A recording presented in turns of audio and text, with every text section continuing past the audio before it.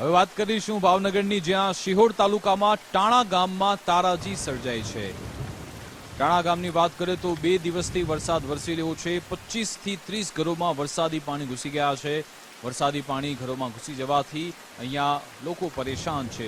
3 દિવસ થઈ ગયા છતાં પાણી નથી ઓસર્યા અને તેમની વહારે કોઈ તંત્ર પણ નથી પહોંચતું। સાથે સાથે અનેક જગ્યાએ અહીંયા ખાડા પણ પડેલા છે। 3 દિવસથી લોકો પોતાના ઘર સુધી પહોંચી શકતા નથી।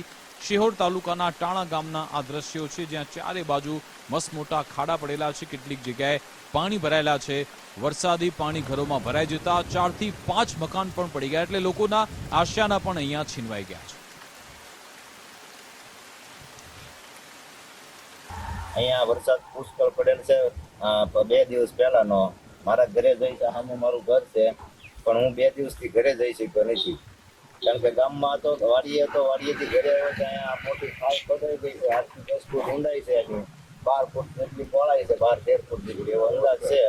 ભુજના પાલીતાણા વાળો રોડ છે આખો, અને અહીંયા જે મારો ફોજિયો નાનો એવો મેં હાથે બનાવેલો હતો કે તો ભૂંગળું મૂક્યું હતું નાનું એવું, પણ એ બધું તણાઈને વહી ગયું। ખૂબ પાણી આવવાથી ગામમાં ઘણા મકાનો પડી ગયા છે, અને આજ જે સ્થળે અમે ઊભા છીએ એ સ્થળ પર 8 થી 10 મકાનો આવેલા છે, ત્યાં તે લોકો 3 દિવસથી તેમના ઘર સુધી પહોંચી શક્યા નથી।